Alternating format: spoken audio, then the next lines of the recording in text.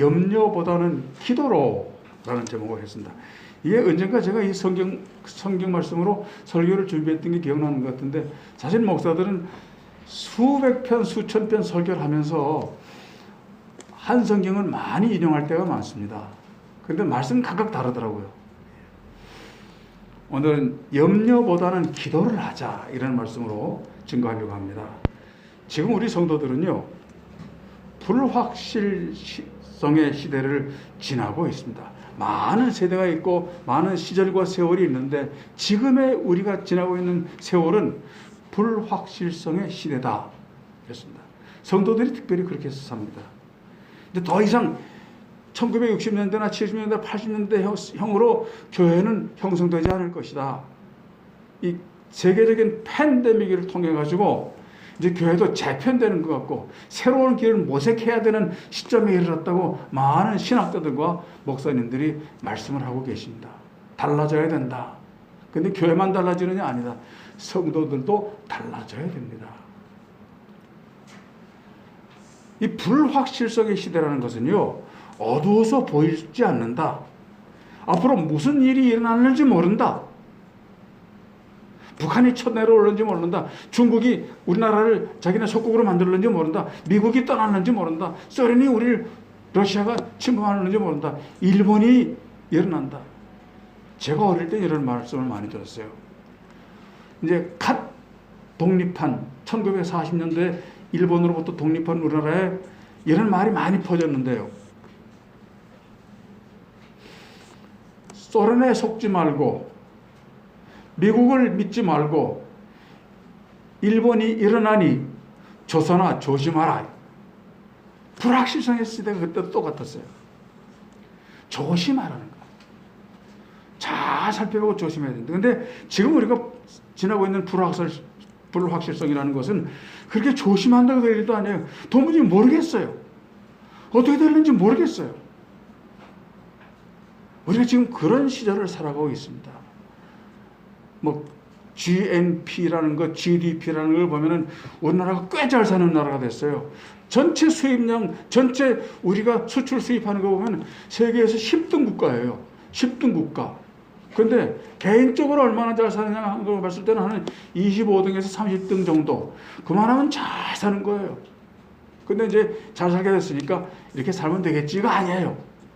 무서운 거예요. 돈은 좀 있고 아파트는 몇 채 갖고 있고 죽을 때까지 먹고 살 건 준비했는지 모르겠는데 모두 다 불안해하는 거예요. 이게 불확실하기 때문에 불안해하는 거예요. 어떻게 하는 것이 좋은지 방법이 없어 염려스럽고 지혜와 예측력을 총동원한다 해도 뾰족한 방법이 없어서 절망할 수밖에 없다라는 세대가 바로 불확실성의 세대예요. 뭐 앞으로 어떻게 되는지 모른다고요. 우리 사는 세상을 바라보면 근심과 걱정, 그 끝에 우울과 절망밖에 없다.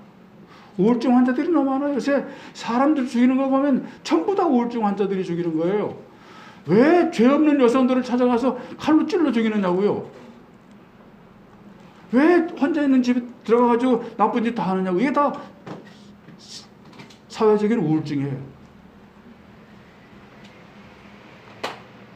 그래서 심리학자들은 정치인들을 그렇게 공격하는 거예요. 정치인들이 썩여 빠져가지고 정치인들이 보여주는 게 없으니까 사회가 이렇게 우울증에 걸렸다. 이 사람들아 정신 차려라 이렇게 외치는 것이 사회심리학자들이 정치인들을 공격하는 이유예요. 정치인들이 그렇게 만들었다고 말하는 것이죠. 이렇게 절망과 우울증이 오래되고 심해지면 사람들의 뇌 쪽에 나쁜 영향을 주어서 우선 생각하기 싫고 깊이 생각하는 거 싫고 남의 말 10분 이상 듣는 것도 불가능하고요. 남의 말 10분 이상 들으면 뇌가 흔들리고 빠질 것 같아요. 그런 세대가 오고요. 잠은 더 안 오고요. 결국 심신나약에 걸리고 정신과 육체의 질병도 염려스러워진다고 전해집니다. 안팎으로 염려스러움과 절망스러운 데다가 매스컴을 주도하고 있는 건 전부 정치 스타일, 이런 거, 잘못되는 거, 공격하는 거, 나쁜 거. 이거만 들려오니 우리 성도들이 잘 커갈 수 없죠. 전부 불안해하죠. 둘로 날리고. 어디 하나 믿고 바라볼 대상이 없어진 상태에서 우리는 성경을 바라볼 수밖에 없다는 거예요. 성경 말씀 앞에 설 수밖에 없는 절대적인, 절명적인 그런 근거가 있는 거죠. 오늘 아침에도 그런 말씀을 찾아봅니다. 이런 상황에 있는 우리들에게 찾아오신 말씀은 아무것도 염려하지 말고 모든 일에 기도와 간구로 감사함으로 너희 구할 것을 하나님께 아뢰라. 그리하면 모든 지각에 뛰어나신 하나님의 평강이 그리스도 예수 안에서 너희 마음과 생각을 지키시리라. 이걸로 찾으신 거예요. 사회 듣지 말고 사회 보지 말고 신경 쓰지 말고 끌리지 말고 걱정하지 말고 말씀 앞에 서라. 이렇게 권고하는 시간인 것을 믿고 들으시기 바랍니다. 하나님 말씀 앞에 서는 것이 이 불확실성의 세대를 지나가는 지혜로운 태도다 하는 것이죠. 성경 역사를 보면 우리가 잘 알겠지만 모든 위기에서 이스라엘 민족이 살아나는 것은 오직 하나밖에 없어요. 하나님 말씀 속에서 들려오고 알려오시는 말씀에 귀 기울이고 실천할 때 살아났었어요. 다른 방법 없었어요. 저 팔레스타인의 요만큼 지도에 잘 안 나오는 요만큼 바닷가의 작은 나라가 그 무시무시한 열강 속에서 살아남을 수 있는 것은 하나밖에 없었어요. 여호와 하나님의 말씀을 듣고 그대로 행하는 것. 다른 데 모든 관심 끊고 하나님께 기울이는 것. 그래서 수없는 선지자들을 계속 보내서 말씀해 주신 거예요. 나중엔 그게 지루하고 지겨워서 말씀 안 듣겠다고 귀 막고 선지자 죽이고 그랬잖아요. 그게 인간성이에요. 똑같아요, 인간은. 그러나 말씀 들려오는 그 말씀에 서고 듣고 행할 때는 그 모든 무서운 일들을 이기고 극복해 살아났고, 말씀 거부하고 말씀 거역하고 안 듣고 저리칠 때는 망할 수밖에 없어. 역사가 반복되면서 가르쳐주고 있어요. 신구약이 똑같이 가르치는 거예요. 불확실성의 시대 속에서 살아남는 방법은 오직 하나님 말씀에 귀 기울이고 그 말씀을 따르는 것밖에 없다. 성경 66권 전체가 같은 뜻으로 말씀하고 계세요. 오늘 아침 우리가 이 말씀을 잘 경청해 봅시다. 바로 들을 기회요, 용서받을 기회요, 문제 해결의 기회요, 마음과 생각을 돌이켜 온전한 믿음으로 돌아서는 귀한 아침이 되기를 바랍니다. 첫 번째로 아무것도 염려하지 말라는 말 한번 들어봅시다. 아무것도 염려하지 말라. 염려거리가 꽉 찼는데, 빚더미에 앉았는데,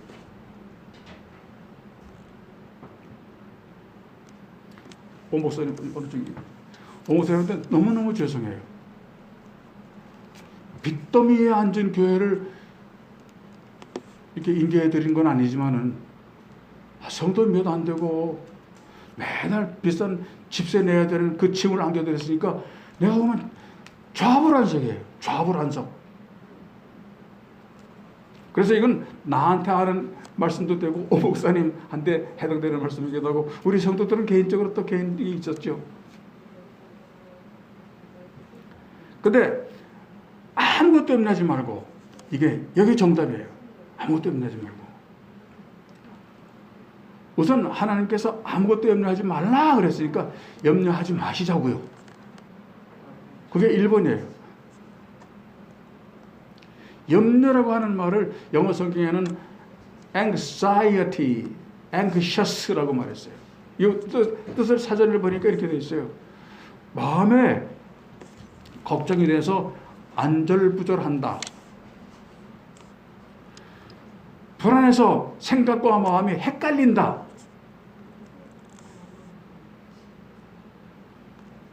안달복달한다. 이렇게 사전에 되어 있어요. 안달복달한다. 방법이 없는데 일은 닥쳐오고 안달복달 당연하죠. 이게 이런 거를 이 앵그사이어티라고 하는 것을 보면 우리가 어렸을 때 생각나요. 주사 맞잖아요. 그 예방 주사도 그때 많이 맞았어요. 애들 막 울고 줄 서서 울고 벌벌 떨고 도망가기도 하고 그날 아예 학교 안 오기도 하고 그랬었어요. 그게 안달복달이에요. 또 소풍 가는 거는 너무 좋아서 한 일주일간은 공부도 뭐 안 돼요. 그거 기다리라고. 그게 안달복달이에요.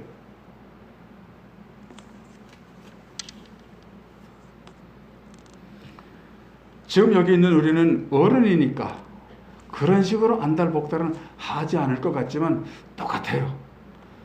태도는 겉모양은 좀 다른지 몰라도 속은 똑같아요. 안달복달이에요. 그것 때문에 스트레스 받아서 암 걸리고 그래요. 생활상에 현실에서 염려에 빠지면 할 수 있는 것도 그르치게 되고 작은 일도 크게 만들게 되고 큰 일로 불어나게 하는 역작인 일이 일어나는 것입니다. 비록 우리가 염려할 수밖에 없는 현실적 문제에 닥쳤을 때 그럴 때 그 염려에 빨려 들어가지 말고 오히려 편안한 마음으로 현실을 바라보도록 도와주시는 성령님의 위로와 권고가 바로 염려하지 말라는 말씀으로 우리들에게 들려오는 겁니다. 이후 연애를 막느라고 염려하지 말라고 했으니까 염려하지 말아야죠. 만약에 무능한 남편이 돈도 못 벌어다 주면서 아내한테 염려하지 마 이러면 그거는 헛소리죠. 그 염려하지 말라고 그런 엉터리 남편이 말하는 거 믿을 사람이 어디 있어요. 근데 우리 하나님은 역사 속에서 염려하지 말라고 그랬을 때 염려하지 않을 많은 증거들을 남겨주셨어요. 성경 전체가 그래요.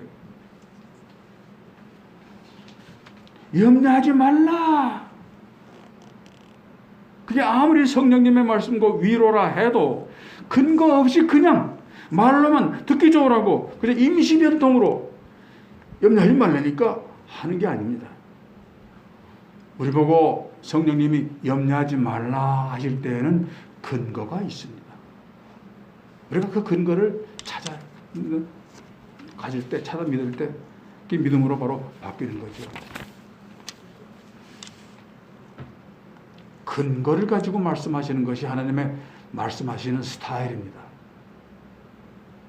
논리도 정연합니다. 염려스럽고 걱정스러운 현실이 코앞에 있는데도 반복되는데도 불구하고 염려하지 말라 하시는 데에는 소위 믿는 구석이 있으시고 피할 길을 미리 예비해 두셨기 때문이라는 것이 성경 말씀의 증언입니다.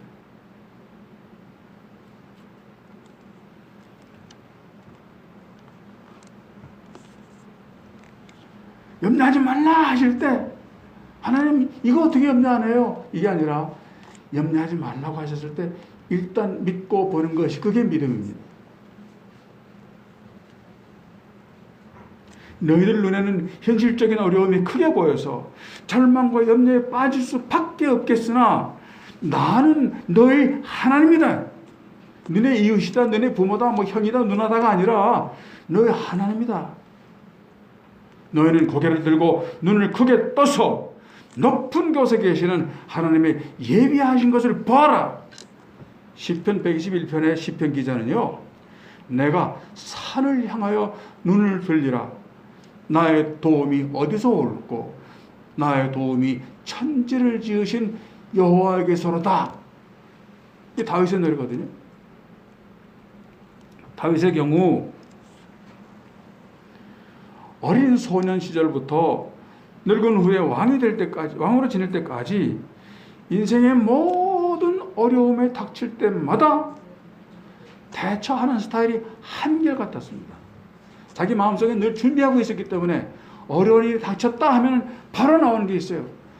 눈을 들어 산을 보는 거. 내 하나님께서 모든 것을 지키고 계시고 보고 계신다는 거. 그게 아예 사는 스타일이에요. 걱정 안 들어가요.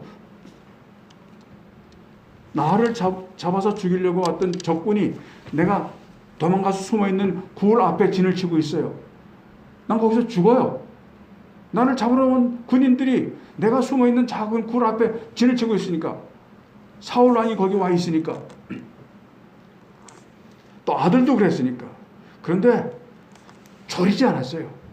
나가서 잠들어 있는 장수의 옷자락을 이렇게 칼로 베어서 내가 너의 원수 아니다. 내가 아무리 나를 죽이려고 해도 날 죽일 수 없어라는 사인을 두고 갔어요. 그 정도예요. 마음에 준비되어 있으니까 믿음으로 그럴 수 있어요. 안 그러면 어디 굴 밖으로 나와서 원수의 그 갑옷자락을 잘라내요? 안 되죠. 그게 다윗 스타일이에요. 그 대처 방법은 바로 하나님은 나를 도우시는 자신이라. 우리가 하나님이잖아요. 하나님. 누구누구 인간이 아니라, 누구누구 어떤 인간적인 권력자가 아니라, 부자가 아니라 하나님, 나를 도우시는 자가 하나님이시다. 때로는 그런 믿음과 찬송이 아무런 효험도 없고 공연히 소리만 나는 꽹과리 같은 소리로 공허한 것으로 되돌아오는 수도 많았지만, 허탈해질 수도 수없지 많았지만, 그럼에도 불구하고 여전히 눈을 들어 하나님을 바라보는 것, 눈을 들어 산을 보는 것, 눈을 들어 하나님의 도우심을 바라는 것, 이게 다윗 스타일이에요. 그래서 우리는 모범된 성도의 모습은 다윗에게서 발견하게 되죠. 거기 다윗이니까요. 그래서 다윗은 파란만장한 인생을 살았지만 결국은 인류 역사상 수많은 역사상의 인물들 가운데 수십 수백억 인간들이 이 세상에 태어났다가 죽어갔지만은 그 많은 사람들 중에 제일 최고로 잘하는 하나님 찬송자요, 찬양학자요, 인류 역사상 최고의 하나님 증인으로 손꼽히게 된 거죠.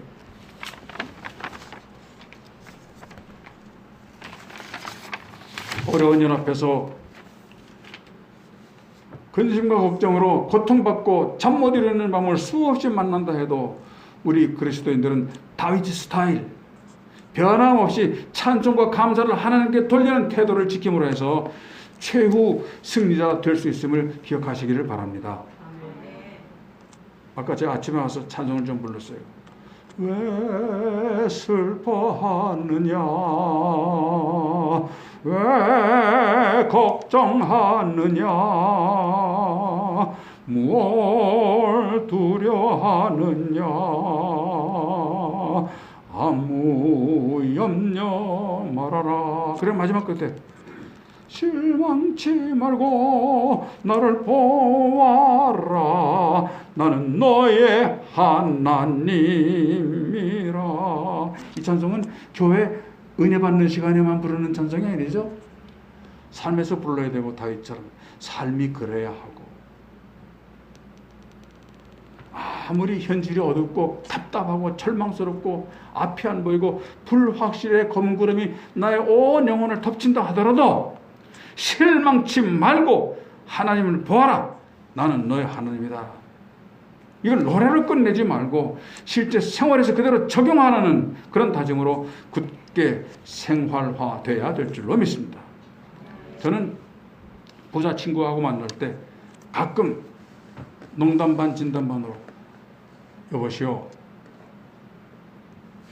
어느 장로님 부자시네요.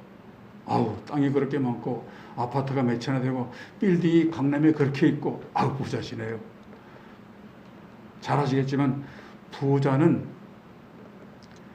부자 스타일로 살아야 됩니다. 부자 스타일이 뭔지 압니까? 예수님께서 부자와 가난한 나사로를 보여서 설명하신 것이 부자가 사는 스타일입니다. 매일 잔치하는데 친구들만 모아 잔치하는 게 아니라 가난한 사람들을 위해서 잔치하고, 근데 부자가 어떻게 했죠? 나사로에게 흔대를 개가 와서 핥아 주는데 이 부자는 자기 먹고 자기 친구들하고 즐기는 가운데 그 가난한 사람이 와서 상처로 다 주고 가는데 개가 핥는 것도 신경 안 썼어요. 그건 부자가 사는 스타일이 아니에요. 부자가 사는 스타일은요, 나누면서 사는 거예요. 부자는 자기 돈이 아니에요. 자기 돈에 세상 아무것도 없어요. 다 죽으면 놔두고 갈 것이기 때문에 어차피 내 거 아니에요. 하나님께서 너 살아있는 동안 이렇게 쓰고 살아라 가르친 게, 그래서 그게 부자 된 거지. 죽고 떠날 때도 수많은 재산 남겨두고 가는 건 헛사는 거다. 그 부자 스타일 아닙니다. 제가 부자 친구한테 그렇게 잔소리하죠. 그러면 웃으면서 들어요. 겉으로는 아멘해요. 근데 삶은 그렇게 사는 게 쉽지는 않은 것 같아요. 부자는 부자가 사는 스타일이 있듯이 제 말씀에 초점은 그 부자에게 아니라 성도는 성도가 사는 스타일이 있는 거죠. 성도 사는 스타일 중에 제일 두드러져야 될 것이 근심 걱정 안 하는 겁니다. 저는 분명히 내일 때거리 없는데 저는 왜 그 방에 찬송가 소리가 나와? 제가 지금 학교 등록금이 몇 달째 밀려서 밤낮 쫓겨나오는데 저 집에서는 찬송 소리가 나고 애들이 웃는 소리가 나와. 이게 가난한 사람이 사는 스타일이 아니라 그리스도인들이 사는 스타일입니다. 그렇게 살아봐야 되는데, 그리고 그것이 얼마나 좋은 삶이고 복된 삶이고 하나님과 동행하는 비결이 있는 삶인지를 체험하고 그게 믿음화돼야 되는데 그렇게 하고 있는가 한번 생각해 보세요. 그리스도인이라고 불리우는 사람들은 그리스도인의 스타일이 하나님으로부터 명령되었고 하나님께 지시되는 것입니다. 오늘 바로 주시는 명령이 근심하지 말고 염려하지 말고, 그리스도인은 그리스도인답게 그리스도인 스타일로 사는 것인데 이게 바로 하나님께 맡기는 삶이라고 하는 것이죠. 근심하고 걱정하고 조바심하는 것은 그리스도의 스타일이 아니다. 근심이 있어 얼굴이 푸르락푸르락 울었다 웃었다 얼굴 근육이 마음대로 움직이는 건 그건 그리스도인이 사는 거 아니에요. 벼락이 쳐도 변화없는 표정 관리를 하면서 사는 것이 그리스도인의 스타일이에요.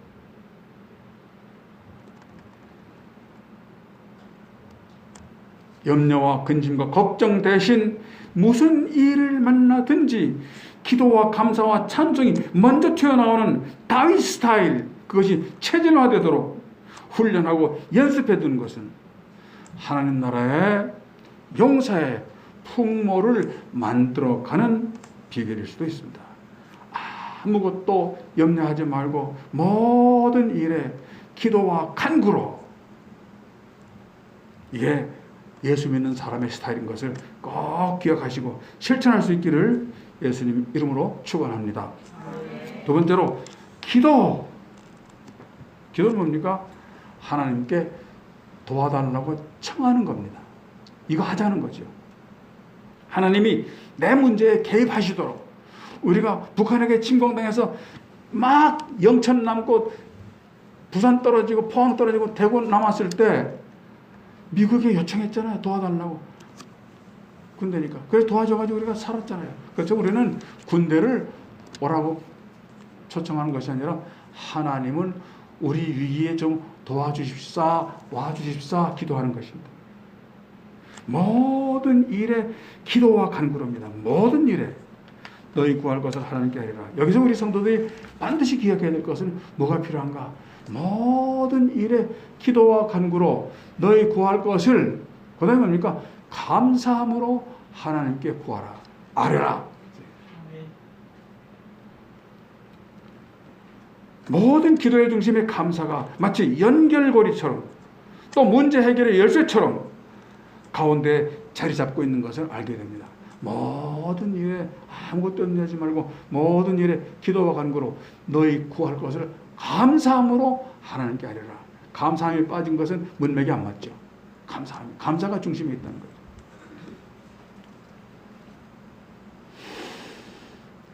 아직 기도도 안 끝났고 문제 해결도 안 됐고 그런 시점에서 감사함으로라니 그렇게 생각할 수도 있습니다.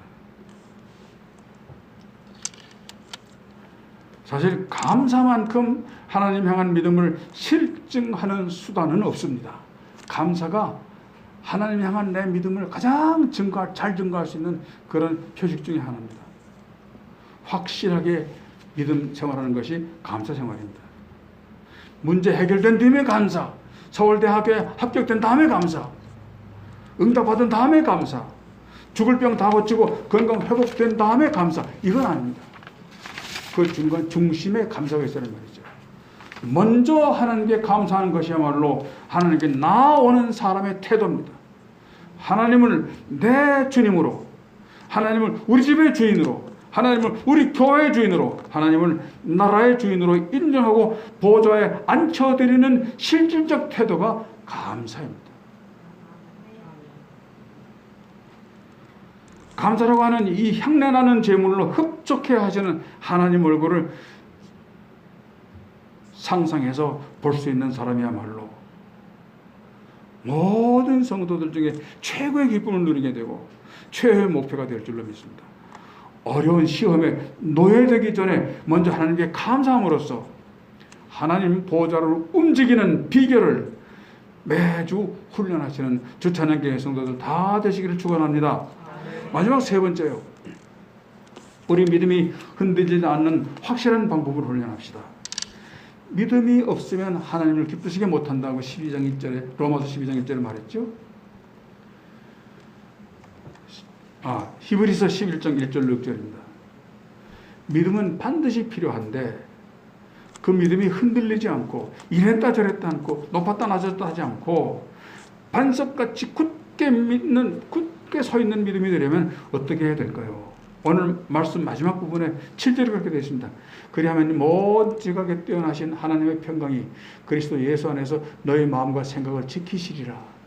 그리하면, 그러니까 흔들리지 말고 기도할 때 감사하고 그런 행위를 통해서 너희 믿음이 지켜지는데, 그런 방법으로 믿음이 지켜지는 이유는 너희 마음과 생각을 잡기 때문이다. 그러니까 믿음의 기초적인 건 마음과 생각이에요.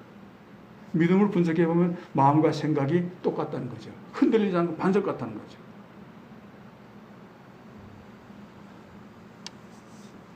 (6절) 5절 6절에 그렇게 말씀해놓고 이렇게 했을 때 모든 지각에 뛰어난 하나님의 평강이 모든 상황을 다 아시는 하나님께 주시는 게 있는데 그게 평강이다.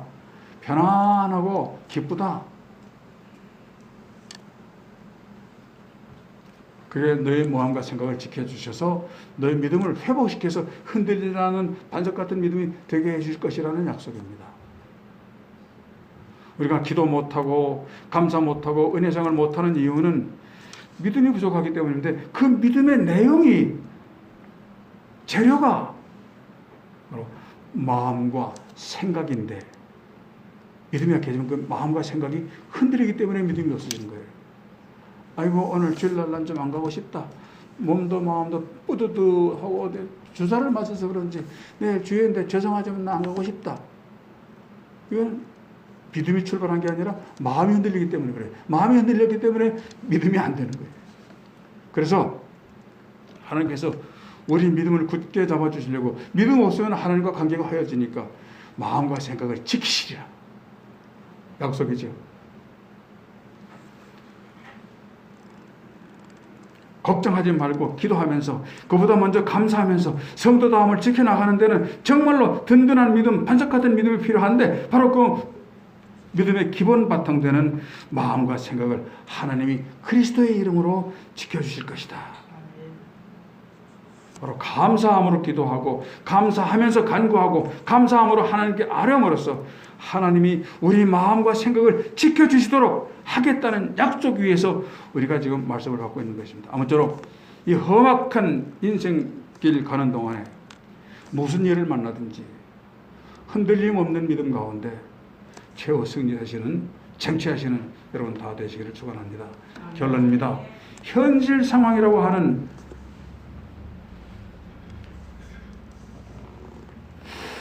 폭풍 같은 사나운 파도 같은 어려움이 닥쳤을 때 우리 하나님이 우리를 구하시고 지키시고 안전한 폭으로 인도하시는 이 하나님과 우리와의 주님의 보혈로 맺어진 아름다운 관계, 영원한 생명의 관계를 든든히 딛고 일어서서 모든 일에 승리하시는 주찬양교회 성도들 다 되시기를 축원합니다.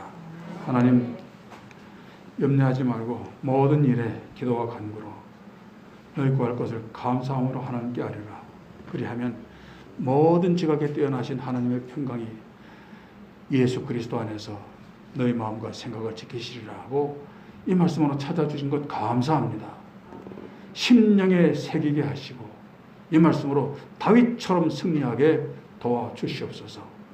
용기를 얻고 힘을 얻어서 재출발하도록 우리 걸음을 힘주시옵소서. 예수 그리스도의 이름으로 감사하며 기도하옵나이다. 아멘.